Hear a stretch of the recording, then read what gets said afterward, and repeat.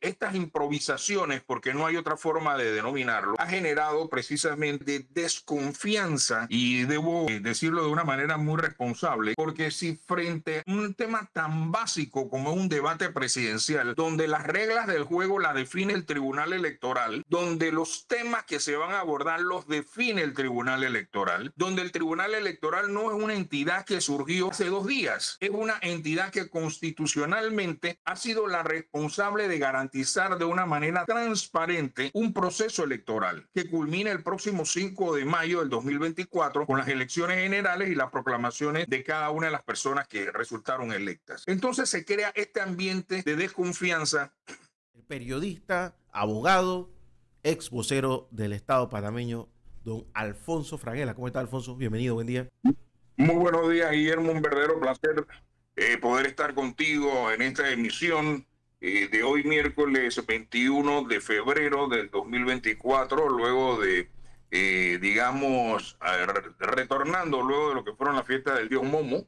Estamos aquí al pie del cañón y bueno, creo que han ocurrido muchos acontecimientos propios para ser analizados y evaluados, sobre todo dentro del espectro electoral, el cual a todas luces lo que ha reflejado ha sido muchas inconsistencias que han tenido que ser rectificadas posteriormente por parte de los encargados de garantizar un proceso electoral de cara al próximo 5 de mayo del 2024. Yo creo que ha sido un tema realmente importante, un tema que amerita pues definitivamente algunos comentarios. Y bueno, estamos aquí a pie de cañón, Guillermo. ¿Cómo lo evalúas tú? Preocupante. Yo la verdad es que después de escuchar a, por ejemplo, los magistrados del tribunal ayer, del tribunal electoral ayer, me quedo pensando, tú sabes, tú le metes el acelerador desde la... Tú eres abogado, Alfonso, yo no. Así que el que conoce los tiempos judiciales eres tú, y tú me dirás si estoy equivocado, pero si tú le metes el pie al acelerador en el órgano judicial, es para llegar al fondo de la situación. Pero si le metes el pie, anuncias y no sucede nada, ¿para qué lo hiciste? No lo entiendo. Ayer, de hecho, discutíamos en la tertulia de martes. Yo tenía una teoría de que quizás Martinelli sabía que algo se iba a acelerar para llegar adelante con los tiempos, pero después cuando aquí estaba Néstor González, estaba Josabel Almengor y Aran Cisneros, llegamos a la conclusión de que no, porque hay unos tiempos electorales, incluso cuando llega la resolución del tribunal, de la Corte Suprema de Justicia, el Tribunal Electoral, que quizás hagan colisionar la fecha de impresión de las papeletas con todavía la revisión del caso de Martinelli. Wow, o sea mira, yo tuve 20 años haciendo política y a esta altura, Alfonso, ya yo estaba paseando por el país entrenando a jurados de mesa con las papeletas presidenciales, por supuesto que con un rótulo que decía para educación solamente. Pero yo recuerdo que para esta fecha eso ya estaba bien impreso. Mira, ¿qué va a pasar? Puede pasar, y disculpa que te interrumpa así, que no lo quiero dejar en el aire, puede pasar que el día de las elecciones, por imprimir la papeleta un mes antes de las elecciones, vayan a haber centro de votación sin papeleta, Alfonso. Mira, esto es un tema que a mí en lo personal me ha dejado sorprendido y yo creo que es importante que lo aclaremos porque definitivamente pareciera que todos los problemas del país giran en torno a la candidatura de Ricardo Martinelli. Si vemos lo que pasó con el fallo del 28 de noviembre, perdón, con el fallo donde se admite, o no se admite, corrijo, lo que fue el recurso de casación, y obviamente eso ocurre y se desfija el edicto el día viernes de carnaval. Evidentemente, en ese no hay nada que sea tan expedito que salga de la sala segunda de lo penal y sea remitido al juzgado segundo liquidador de causas penales para que entonces inmediatamente el juzgado girara las comunicaciones pertinentes. Prueba de ello que el propio Tribunal Electoral ayer, en una comunicación que se hizo pública, señala que hasta el día de ayer no se había emitido o no se haya recibido la comunicación por parte de la Corte Suprema de Justicia, en este caso del juzgado segundo liquidador, específicamente que forma parte del órgano judicial. En lo personal, yo esperaba que esta decisión o esta comunicación se hiciera la semana pasada. Sin embargo, y eso tomando en consideración que es un caso de alto perfil, tal o cual, que si ese era el objetivo, pero al anunciar que hasta este momento no hay una comunicación oficial y todo esto ha generado una serie de actos colaterales que han impactado inclusive en lo que es el debate presidencial, que inclusive se emite una resolución donde dice, un acuerdo donde dice que supuestamente el que va a reemplazar a Ricardo Martinelli es el doctor José Raúl Mulino, lo cual era improcedente porque Ricardo Martinelli no había sido inhabilitado para el cargo. Esto nos obliga a referirnos al artículo 362 del Código Electoral, que habla de un candidato idóneo, el ciudadano idóneo, que es el candidato principal, será reemplazado cuando sea, como te digo, inhabilitado el principal, entonces es reemplazado por el suplente. Entonces se ha generado esta situación abriendo el compás para que el suplente entre en la operación, porque debemos recordar, y no digo suplencia como buscando disminuir la categoría o el rango del doctor Mulino, porque él es el suplente dentro de una nómina presidencial. Hay un principal y un suplente, en este caso el presidente y el vicepresidente. Si nos remitimos igualmente al artículo 345, en esa figura no habla, y hablo del Código Electoral, no habla del cargo de vicepresidente de la República, sino de los candidatos a la presidencia de la República, diputados, etcétera, etcétera. Entonces, se ha generado toda esta situación que ha impactado en lo que era un debate presidencial que debió realizarse en el día de hoy, o debía realizarse en el día de hoy en horas de la noche a las 7:30. Sin embargo, siento que estas improvisaciones, porque no hay otra forma de denominarlo, ha generado precisamente una serie de hechos y una serie de desconfianza, y debo decirlo de una manera muy responsable, porque si frente a un tema tan básico como un debate presidencial, donde las reglas del juego las define el Tribunal Electoral, donde los temas que se van a abordar los define el Tribunal Electoral, donde el Tribunal Electoral no es una entidad que surgió hace 2 días, es una entidad que constitucionalmente ha sido la responsable de garantizar de una manera transparente un proceso electoral que culmina el próximo 5 de mayo del 2024 con las elecciones generales y las proclamaciones de cada una de las personas que resultaron electas. Entonces se crea este ambiente de desconfianza donde definitivamente entra en la polémica de si debía participar Mulino o no debía participar Mulino. Yo en lo personal debo ser muy académico en ese aspecto, y yo soy del criterio, y así lo plasmé en 2 artículos, tanto el día lunes como en el día de ayer, donde señalaba que Mulino no podía competir o no podía participar en el debate. Y no podía participar en el debate simple y llanamente, primero porque el principal no había sido inhabilitado. Entonces mañana tú tienes a un debate de un vicepresidente con un presidente o de pronto, ¿cómo te digo? Se va trastocando lo que es el esquema y la visión de supuestamente, entre comillas, el voto informado y la transparencia que quiere promover el Tribunal Electoral.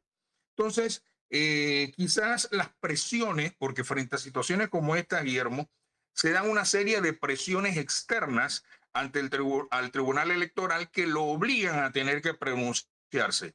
Es por todos conocido que se dan una serie de hechos donde dicen, pero el Tribunal Electoral ya usted no puede competir, ya él no puede competir porque lo declararon, no, a él no lo han declarado inhábil, a él le negaron la casación penal, y como consecuencia de ello hay que hacer un proceso dentro del Tribunal Electoral, tal cual como lo había señalado el propio tribunal en un comunicado hace un par de semanas atrás, antes de los carnavales, donde decía que le tocaba jugar un rol a las fiscalías administrativas electorales y al juez administrativo electoral que conocerían en primera instancia. En una segunda instancia, en caso que se accediera a la inhabilitación, iría ante el pleno, es decir, ante la sala, que estaría conformada por los 3 magistrados. Y frente a la decisión que pudiese darse con respecto a esa decisión, digamos, confirmatoria de los magistrados, asumiendo que esta va a ser la decisión, inhabilitarlo, constitucionalmente, no lo digo yo, lo dice la Constitución, el único recurso sería presentar una acción de inconstitucionalidad. O sea que los tiempos electorales, como bien ha señalado, riñen con los tiempos legales. Entonces se ha creado una confusión que dentro de una perspectiva, y me sorprende mucho porque dentro de cada una de las campañas hay personas muy profesionales que tienen experiencia en este tema y abanican este tipo de error. No sé si es que estarán, como dicen en buen panameño, pescando en río revuelto, pero lo que hacen es entorpecer y afectar más la credibilidad de un proceso y crear una mayor confusión. Entonces, lo que tenemos que hacer, que es la recomendación que yo le daría al Tribunal Electoral, sería abstenerse de adelantar criterios. Imagínate tú que siendo yo juez y de pronto presentan un proceso y resulta que yo tengo que resolver ese caso, se me viene un periodista y me pone un micrófono enfrente y me dice, ¿usted cómo le va a fallar al caso del señor Guillermo Ruiz? Y yo le digo, no, Guillermo es mi amigo, yo lo voy a ver cómo yo lo ayudo en esta cuestión. Entonces yo automáticamente estoy dando un pronunciamiento anticipado. Se supone que los procesos deben ser objetivos e imparciales. Entonces son las situaciones que a todas luces lo que trae es una profunda confusión ante la población, y esta profunda confusión lo que crea es una mayor oscuridad dentro de un proceso que debe ser transparente. El debate presidencial o los debates presidenciales que fueron suspendidos, su realización en el día de hoy, quedaron programados para el lunes y el resto de la fecha los miércoles que se habían establecido inicialmente. Pero, ¿qué te puedo decir? La percepción que hay es que evidentemente pareciera como que estuviesen actuando en contra del candidato Ricardo Martinelli, cosa que en lo personal, debo serte muy sincero, y así lo plasmé ayer y lo reitero públicamente, Martinelli tenemos que estar claros en algo. Si yo deseo ser reconocido por el Tribunal Electoral, que es el único ente que me va a reconocer si soy presidente o no soy presidente, no me lo va a reconocer la Junta Comunal, ni me lo va a reconocer ningún medio de comunicación, es el Tribunal Electoral que me va a dar una proclamación y se va a fijar una fecha donde me pone la banda presidencial y todo este show. Entonces, ¿qué? Yo tengo que ceñirme a las reglas del Tribunal Electoral. Yo no puedo irme en contra de las reglas del Tribunal Electoral. Entonces, ¿qué te digo? Un candidato tiene derechos y obligaciones. ¿Cuáles son los derechos? Los fueros penales electorales y una serie de prerrogativas que contempla la ley. ¿Cuáles son las obligaciones? Acudir a los eventos que programe el Tribunal Electoral con vías a ilustrar a la población de cara a unas elecciones del 5 de mayo. Claro, hay una situación atípica que se da en este caso puntual. Martinelli voluntariamente ingresó a la embajada de Nicaragua y es un asilado político de acuerdo a lo que ha ocurrido, y entonces no puede salir de la embajada para participar en un debate.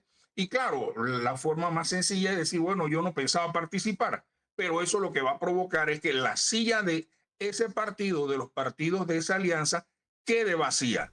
En lo personal, yo creo que ese es un aspecto importante que hay que destacar, Guillermo. Y vamos a hablar de precisamente ese tema al volver de la pausa. Alfonso Fraguela, aquí en el sillón de Ancon por Radio Ancon 92.1 FM y radioancon.com. El abogado, periodista y ex vocero del Estado panameño, Alfonso Fraguela, y estamos conversando precisamente del primer debate presidencial que aparentemente, ya me prefiero decirlo así, será el lunes. Y estamos hablando de la silla vacía. Yo no recuerdo, salvo creo que el caso de Felipe Calderón en México, no recuerdo un caso donde se le haya venido encima el candidato segundo o tercero al candidato que va de primero si falta. Porque la silla vacía manda un mensaje fuerte cuando tú estás en un debate electoral. Primero, que si el candidato, en mi opinión, Alfonso, si el candidato que va de primero no va, claro, y va muy adelante, ahí está Donald Trump, en vez de perder, gana. Porque dentro de su electorado, que es el que tiene que conservar, está el mensaje de, mira, estoy sobrado, no necesito hablar con toda esta gente más, ni los mires. ¿Y qué pasa en Estados Unidos? Los debates presidenciales republicanos los ve los familiares de ellos y unos amigos del presentador. Y más nadie. Tienen un rating bajísimo porque la gente quiere ver es al Donald Trump, con las estupideces que dice, pero lo quiere ver a él. ¿Y qué va a pasar acá? Yo te lo puedo asegurar, tú eres un hombre de televisión y estoy seguro que tú coincidirás conmigo. El problema que vamos a ver acá es que como se diga que va a haber una silla vacía y va a ser la de Ricardo Martinelli, el rating va a ser la mitad del esperado. Mira, yo creo que inclusive probablemente la gente participe nada más para ver la silla vacía, efectivamente.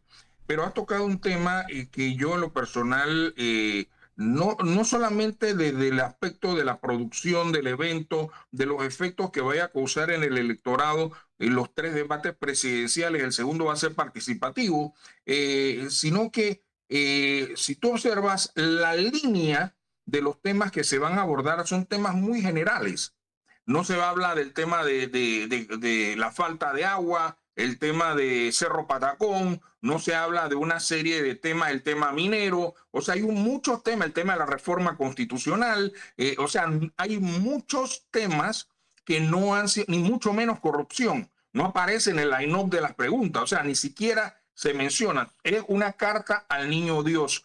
¿Qué vas a hacer cuando llegues? Bueno, yo voy a hacer esto, voy a proponer esto, voy a solucionar esto. ¿Cómo lo va a hacer? Bueno, cada uno tendrá que dar su explicación frente al tema. Pero lo que te quiero decir, Guillermo, es que probablemente lo que sí funcione para ellos, y me refiero a los candidatos, es para quizás en la próxima encuesta de opinión post-debate, empiece a marcarse una diferencia entre uno y el otro, porque mientras tanto están todos ahí donde hay un margen de triunfo o hay unos que están un poquito más arriba que los otros, etcétera. Pero pienso que los debates, en la forma en que hable el candidato, la forma en que tenga esa lucidez de dar respuesta, de responder y de brindarle credibilidad a la población, definitivamente puede ser un aspecto importante que se puede ver reflejado en las encuestas. Eso no significa que eso sea el triunfo de un candidato de cara a las elecciones, porque el triunfo de un candidato se da el 5 de mayo. Eso es un aspecto vital y es una realidad incuestionable. ¿Cuál es la situación, retomando el tema del expresidente y candidato presidencial? Yo en lo personal, frente a este tema, y esto es un tema que tendrán ellos que evaluar, claro, hay una serie de cosas, como es el tema que hemos hecho alusión, que es el tema de la inhabilitación, que quizás de pronto lo que busquen, que ha sido el motivo por el cual, entiendo yo, ingresó a la embajada para no ser detenido, una serie de cuestiones, producto del fallo de la decisión que emitió el juzgado segundo penal liquidador. Queda abiertas 2 opciones. Una, o el candidato se presenta o el candidato renuncia y le da la oportunidad al suplente, que en este caso sería José Raúl Mulino, a ser el jefe o la cabeza de la nómina presidencial, entonces en propiedad, para que él pueda en propiedad participar ampliamente en todos los eventos. Este último supuesto lo veo bastante difícil.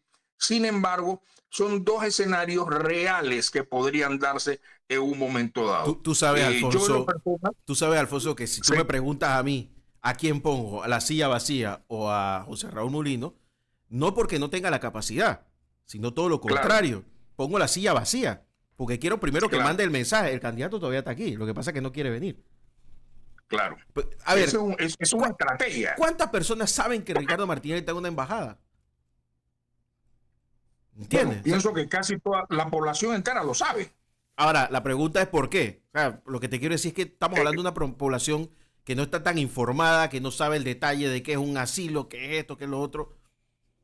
por supuesto, todo eso está dentro del escenario. Todo eso es una realidad y todo eso puede ocurrir. Que la gente diga, bueno, habrán algunos que dicen, no, lo que pasa es que le tienen una persecución política y el señor se fue a meter una embajada. Claro, a mí en lo personal me parece también, aunque tenga ¿cómo te digo? No haya sido inhabilitado y sea un candidato en propiedad, a mí en lo personal me parece que es una novedad que un candidato pueda hacer campaña a través de, o sea, por decirlo de otra manera y en buen panameño, en otro país.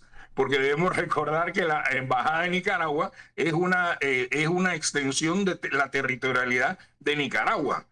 ¿Me explico? Entonces, ¿cómo tú vas a hacer una campaña estando y no estando? O sea, estando en otro país vas a hacer una campaña de otro país donde tú quieres estar, pero tú estás en otro país. O sea, una situación un poco confusa. Sin embargo, dependerá mucho del rol que vayan a tratar los estrategas de campaña para tratar de vender, que es la única alternativa que veo, que es un tema de tipo de persecución política y una serie de cuestiones que pueden darse y que eso puede impactar. El que va a votar por Ricardo Martinelli, yo creo que ya está definido quién va a votar por Ricardo Martinelli. Eso es una realidad. En lo personal, veo el resto de los candidatos, y esto lo digo con mucho respeto, que frente a una división y habiendo 8 candidatos, hay candidatos que quieren ser presidente, quieren ser alcalde, quieren ser representante, quieren ser diputado. Tú no puedes hacer todos los puestos. Y eso es lo primero que para mí en lo personal me parece una verdadera irresponsabilidad, una falta de respeto a la población. Porque entonces al final tú vas a tener un todo, pues vas a tener una persona que quiere ser presidente, uno que quiere ser alcalde, el mismo quiere ser alcalde, quiere ser representante y quiere ser diputado. Tú no puedes ejercer todos los puestos. Y eso es uno de los problemas que tenemos, y este es el mensaje que le doy a la Asamblea, que tenemos que, ¿cómo te digo?, superarlo. El Tribunal Electoral igualmente tiene que pararse muy firme en este tipo de situación, porque lo que caminó y ha generado un grado de positividad frente a la población queda entredicho en cosas como esta, en nimiedades como estas. Tú sabes que una persona no puede ejercer el cargo 2 veces, varios cargos al mismo tiempo. La única forma que un servidor público puede ejercer otro cargo aparte para el Estado es ejercer la docencia en una universidad, pero no puede ejercer, ni tampoco puede ejercer actos de comercio. Son limitaciones propias del cargo que vas a ocupar. Entonces siento que este tipo de situación son las que han generado ¿cómo te digo?, un grado de mayor confusión social frente a un torneo electoral que sería el próximo 5 de mayo. Esa es la percepción que tengo, Guillermo. Y lo que crea es más confusión en todo esto, ¿no? Porque al final del camino, a ver, ¿qué día es hoy? Hoy es 21 de febrero del año 2022 y me da la impresión de que nos vamos a ahogar en una serie de propuestas. Tú has hecho campaña, Alfonso, y tú sabes que cuando tú vas a la casa de la gente no te pregunta por la guerra de Ucrania, no te va a preguntar, No. no te va a preguntar por cosas extraordinarias, el cohete que se está cayendo ahora mismo, no te van a preguntar por Putin, que si mató al tipo, cuál es la posición de Panamá con respecto Claro. a lo que hizo Putin, a un traidor de ellos. No. La gente te va a decir, mira, tengo el tanque séptico aquí, que tiene un olor brutal y que nadie me lo arregla. Mira, tengo aquí la lámpara, candidato presidencial. Yo he visto gente pedirle a candidatos presidenciales que le arreglen el foco de la lámpara de la calle. Yo estaba al lado del candidato. Y los tipos de nota no les queda. ¿Qué va a hacer? ¿Qué va a hacer? La acera. Mira que mi hijo cuando va a coger el bus se moja porque la parada tiene un poco de hueco. Esas son las cosas que te pide la gente cuando tú vas a su casa. Y entonces, a veces nos perdemos porque tú sabes que se para el candidato, voy a resolver los problemas a garantizarle medicinas para todos. Esta persona primero tiene que llegar al hospital y a veces no tiene plata. Si es que yo estaba en empresas donde el trabajador no llega porque no tiene plata para ir. ¿Me entiendes? Exacto. Eso es lo que pasa en la vida real. Entonces, las campañas se van, tú sabes. Lo vi en la última campaña y por eso la baja cantidad de votos por cada uno. Y a mí lo que me preocupa, Alfonso, y es el punto que te quiero plantear, es que la gente diga, sabes que elijan al que les dé la gana. Yo para allá no voy a votar. Y eso sería un desastre porque teniendo una baja votación con un presidente que gane por el 20 y pico % de los votos, vas a tener un país en oposición 5 años completo. Sí. Igual que Nito. Va a ser exactamente Sí. la misma situación que Nito. Un poquito peor. Un poco peor definitivamente porque él salió con un 33% y el gobierno ha sido pues obviamente un desastre. Así que imagínate tú un gobierno que sea inferior al 28%, donde tú tienes una población, como bien ha señalado, opuesta. Entonces, lamentablemente, debo serte muy sincero en ese aspecto, la lectura que me da, y esto es por ese tipo de encuesta persona a persona, cuando tú te sientas a hablar y tratas de evaluar los planteamientos, la gente dice, pero que cuando llega al puesto, lo primero que hace es empezar a nombrar a las personas allegadas a esas posiciones, en lugar de empezar a atacar de salida los problemas para que se note un cambio, se note una diferencia, como bien señala. Me vas a agarrar todos los huecos que están en la calle de tal lado y me los vas a tapar.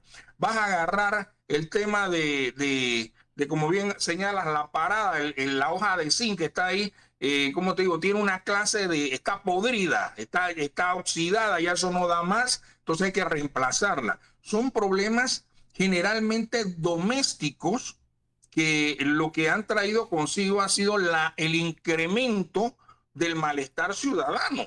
Porque dice, ven acá, pero si este hombre está ganando $10,000 al mes y no hace nada. El otro está ganando no sé qué cuestión y no hace nada. Mira el tema de Cerro Patacón. Cerro Patacón se quemó, tuvo una quema 5 veces en un mes y pregúntame si han llamado a alguien aquí. Yo fui inclusive al médico ayer y me dijeron que tenía un problema respiratorio producto de Cerro Patacón, porque vivo cerca. Entonces te podrás tú imaginar este tipo de malestar que vive la gente de Cunanega, por ejemplo. Y entonces aquí se quema y lo único que vemos es que se volvió a quemar Cerro Patacón. Sí, pero yo lo que quiero es que ver a quién fue el que lo quemó, que tú lo agarras, lo proceses y que obviamente se metan mecanismos de seguridad para poder, porque no todo el mundo puede entrar a Cerro Patacón, porque si no mañana te tiran unos cadáveres ahí.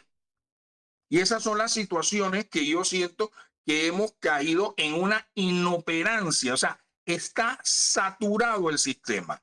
Las personas que llevas a los puestos, esos tipos lo único que sirvieron fue para lavarte, pegar papeletas, caminar, pero realmente no están capacitados para un puesto. Y ellos piensan que cuando llega a esa posición, simple y llanamente, pues me tiene que soportar 5 años porque yo pegué papeleta y caminé a favor de un candidato. Y entonces el resto del país que vaya a ver qué es lo que va a pasar, que siga el problema con los huecos, la falta de agua, que tú tienes que salir a bañarte tempranito porque a las 8 de la mañana se va el agua, el tema del transporte, el tema de la seguridad y por ahí nos vamos. Y la corrupción, pues ni hablar. Entonces son cosas que yo siento que nos han absorbido como ciudadanos, y ya el ciudadano, como bien ha señalado, llega un momento que dice, a mí me da exactamente igual quien gane. Y de pronto, pues yo no voy a ir a votar, que es un grave error, porque los que lleven la cuota aparte, esto se gana 1-1. Y si lamentablemente la gente decide no ir a votar, el problema que vamos a tener es que muchos de los que están van a repetir. Entonces, ¿cuál es la situación? ¿Es lo mejor? Por eso yo siempre le digo a la gente, si tú te sientes feliz con lo que hay, déjalo como está. Yo en lo personal no lo estoy. ¿Me explico? Entonces yo siento que bajo esa perspectiva tenemos que ser muy claros, muy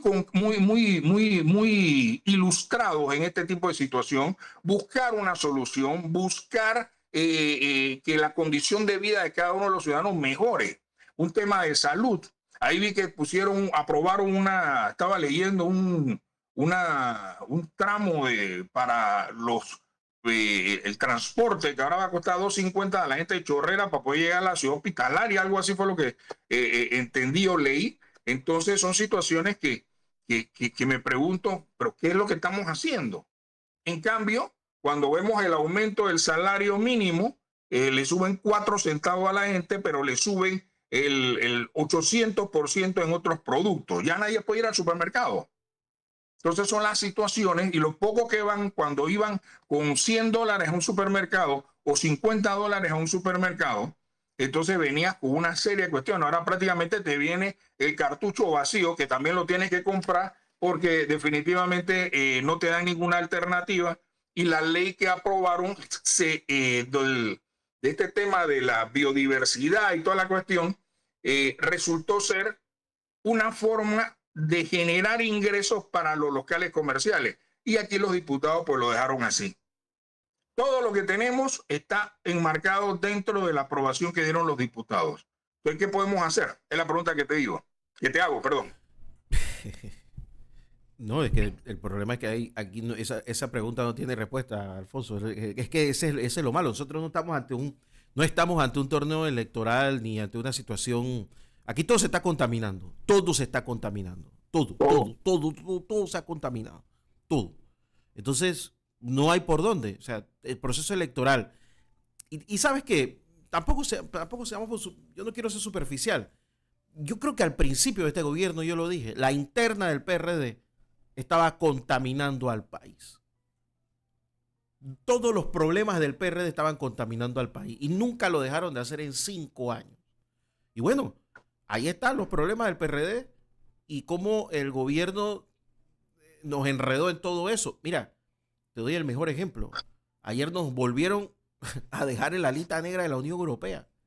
Yo estaba en la sala, Alfonso. Yo estaba en la sala, a pocos metros del ministro de Economía y Finanzas, cuando él aseguró que era casi un hecho que en febrero íbamos a salir de las listas. Porque se había hecho el trabajo, porque se había puesto, porque se había subido, bajado, que habían ido, habían bajado, habían hablado con todo el mundo. Cuando yo me refería al tema con la gente de la Unión Europea aquí en Panamá, me miraron así con una cara de ¿estás seguro? Porque pues es que no hemos hecho las cosas. Ahí vi las razones.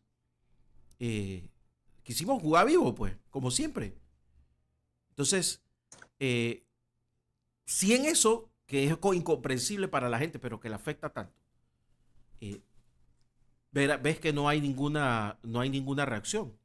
Nos quedamos en la lista negra y que el otro gobierno vea a ver qué hace.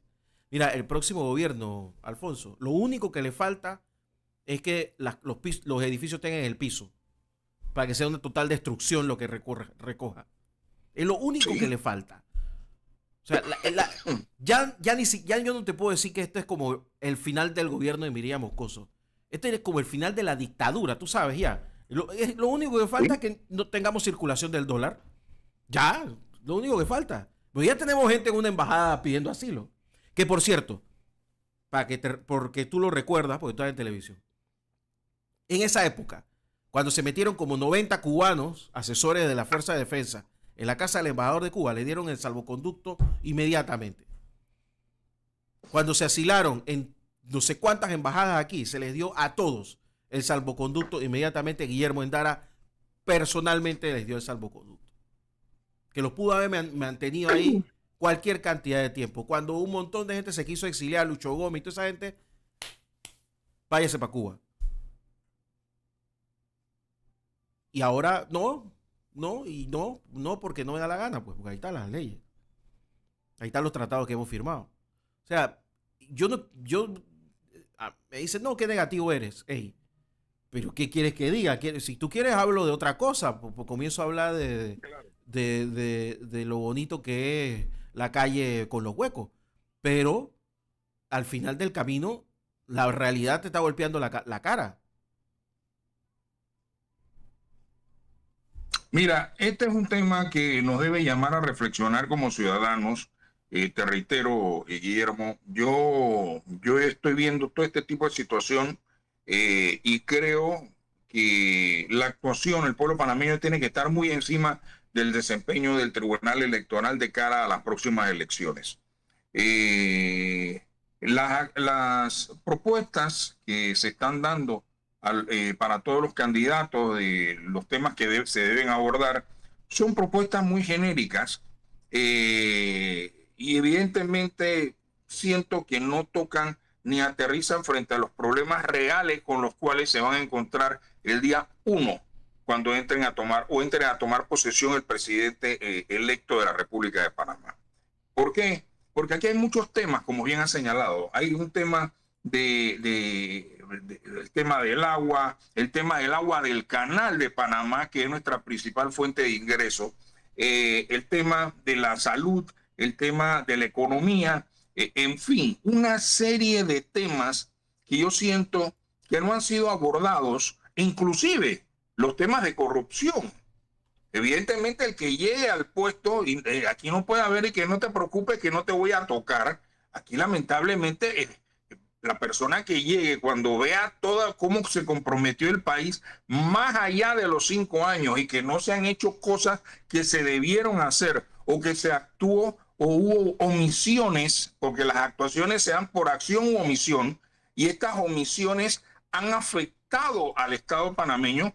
La única explicación y la única justificación es la cárcel. Aquí la gente tiene que pisar la cárcel, Guillermo, porque de lo contrario, el que comete un delito, tú tienes que guardarlo. Yo comparto ese criterio. ¿Por qué? Porque entonces la gente cree que es viva y aquí no, yo voy a pelota, yo llego al puesto. Entonces, cuando yo llego, yo le digo al que está, no te preocupes que no te voy a fregar y entonces tú vas a quedar protegido por mí. Pasamos la página. Entonces, probablemente el discurso del nuevo presidente va a ser que no. Lo que nosotros queremos es que para mantener la tranquilidad social, ¿cómo no vamos a mantener la tranquilidad social? Pero el que hizo actos de corrupción en el gobierno anterior va a ser investigado. Y espero que el nuevo procurador, porque el procurador titular que fue, ¿cómo te digo?, ratificado y tomó posesión la semana pasada, tendrá vigencia o su periodo termina el 31 de diciembre. Entonces el nuevo presidente deberá nombrar a un procurador que realmente sea independiente, un procurador que tenga ese tipo de independencia que le permita recurrir a todas las actuaciones legales para buscar el delito y sancionarlo y presentarlo ante el órgano judicial, ante las instancias correspondientes, para que esas investigaciones sean coherentes y puedan garantizar un resultado positivo. Aquí no puede ser que el que llega agarra, ¿cómo te digo?, drena los recursos del Estado y aquí no pasa absolutamente nada. Tú has tocado temas que realmente nos preocupan y que evidentemente la población tiene que crear conciencia de esto, pero con procesos previos de un torneo electoral que se dan en el sentido de ser zigzagueante. Primero te hablan, sí, la fecha va a ser esta, no hubo una serie, nos equivocamos. Usted, bueno, tiene razón, pero vamos a corregir. O sea, una serie de actuaciones que son cuestionadas. Yo creo que hacia allá no debemos ir. Tenemos que ser mucho más centrados, mucho más directos y buscar realmente el interés de la población, Guillermo. Alfonso Fraguela, gracias por estar con nosotros a esta hora de la mañana. Te mando un gran abrazo y nos hablamos el próximo miércoles, Dios mediante. Dios mediante, así será, Guillermo. Amigos, muchas gracias por la oportunidad y los invito a que continúen en la tertulia del miércoles. Un abrazo. Pronto. Hasta luego. Era el periodista, abogado y ex vocero del Estado panameño, Alfonso Fraguela, con nosotros como todos los miércoles en el Sillón de Ancon. Vamos a la pausa y regresamos en la mañana Ancon por los 92.1 FM y radioancon.com.